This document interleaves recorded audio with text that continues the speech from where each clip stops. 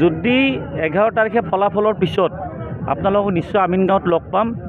কংগ্ৰেছ বৃহৎ শূন্য, জিলা পৰিষদ শূন্য, আঞ্চলিক পৰিষদ শূন্য। আৰু খেলিছে এটা দল কোনটো বুলি কিয় সোধে? 3টা বিক্ৰী কৰিছে, 1 নং বিক্ৰী কৰিছে, 3 নং বিক্ৰী কৰিছে। শুৱালকুছিৰ প্ৰাৰ্থীগৰাকী ক'ত আছে কোনো বিচাৰি নাপায়, কেৱল 2 নংত খেলিছে। আৰু 2 নংত প্ৰায় 15 পৰা 20 হাজাৰ মাৰ্জিনত অলপ হয়তো ইফাল সিফাল হ'ব পাৰে। জয়লাভৰ মই চিন্তা কৰা নাই।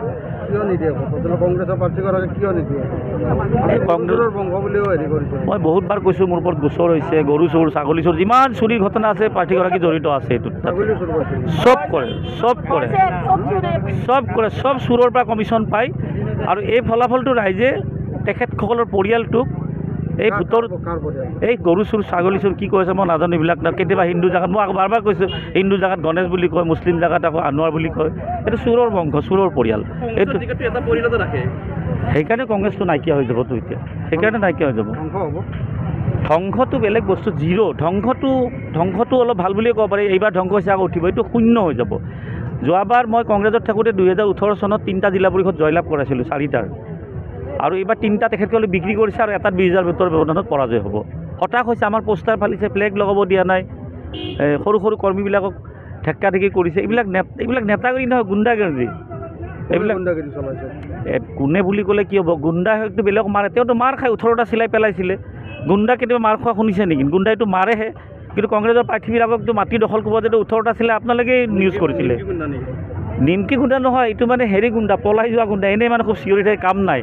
আপোনালোকে টিভিত বাতৰি কৰা নাছিলে জানো যে 18টা চিলা পেলাই কিনে তেওঁক মাৰিছিল কোনোবাই, মাটি দখল কৰিব গৈছিল। গতিকে মাটি দখল, চোৰ, ডকাইতি, গৰু চোৰ, ছাগলী চোৰৰ প্ৰত্যেক জেগাৰ পৰা কমিশ্যন পায়। আচলতে তেওঁ হতাগ্ৰস্ত হৈ পেলাই পাগল হৈছে। কি হত্যা কৰিব? পাগল হৈছে।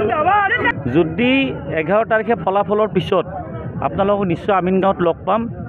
কংগ্ৰেছ বৃহৎ শূন্য, জিলা পৰিষদ শূন্য, আঞ্চলিক পৰিষদ শূন্য।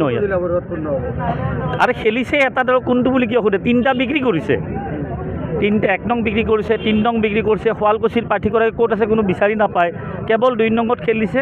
আৰু 2 নংত প্ৰায় 15 পৰা 20 হাজাৰ মাৰ্জিনত অলপ হয়তো ইফাল সিফাল হ'ব পাৰে। জয়লাভৰ মই চিন্তা কৰা নাই।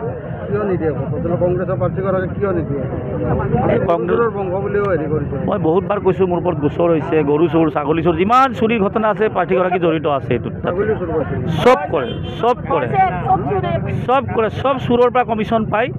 আৰু এই ফলাফলটো ৰাইজে তেখেতসকলৰ পৰিয়ালটোক এই ভোটৰ এই গৰু চোৰ, ছাগলী চোৰ কি কৈছে মই নাজানো। এইবিলাক কেতিয়াবা হিন্দু জেগাত মই বাৰ কৈছোঁ, হিন্দু জেগাত গণেশ বুলি কয়, মুছলিম জেগাত আকৌ আনোৱাৰ বুলি কয়। এইটো চোৰৰ বংশ, চোৰৰ পৰিয়াল। এইটো সেইকাৰণে কংগ্ৰেছটো নাইকিয়া হৈ যাবতো এতিয়া, সেইকাৰণে নাইকিয়া হৈ যাব। ধ্বংসটো বেলেগ বস্তু, জিৰ'। ধ্বংসটো অলপ ভাল বুলিয়ে ক'ব পাৰি। এইবাৰ ধ্বংস হৈছে, আকৌ উঠিব, এইটো শূন্য হৈ যাব। যোৱাবাৰ মই কংগ্ৰেছত থাকোঁতে 2018 চনত 3টা জিলা পৰিষদ জয়লাভ কৰাইছিলোঁ, 4টাৰ। আৰু এইবাৰ 3টা তেখেতসকলে বিক্ৰী কৰিছে, আৰু এটাত 20 হাজাৰ ভোটৰ ব্যৱধানত পৰাজয় হ'ব। হতাশ হৈছে, আমাৰ পোষ্টাৰ ফালিছে, ফ্লেগ লগাব দিয়া নাই, সৰু সৰু কৰ্মীবিলাকক ঠেক্কা ঠেকি কৰিছে। এইবিলাক নেতাগিৰি নহয়, গুণ্ডাগিৰি। এইবিলাক কোনে বুলি ক'লে কি হ'ব? গুণ্ডা হয়তো বেলেগক মাৰে, তেওঁতো মাৰ খাই 18টা চিলাই পেলাইছিলে। গুণ্ডা কেতিয়াবা মাৰ খোৱা শুনিছে নেকি? গুণ্ডাইটো মাৰেহে। কিন্তু কংগ্ৰেছৰ প্ৰাৰ্থীবিলাকতো মাটি দখল কৰিব যাতে 18টা চিলাই আপোনালোকে নিউজ কৰিছিলে। নিমকি গুণ্ডা নহয়, এইটো মানে হেৰি গুণ্ডা, পলাই যোৱা গুণ্ডা। এনেই মানে খুব চিঞৰি থাকে, কাম নাই। আপোনালোকে টিভিত বাতৰি কৰা নাছিলে জানো যে 18টা চিলা পেলাই কিনে তেওঁক মাৰিছিল কোনোবাই, মাটি দখল কৰিব গৈছিল।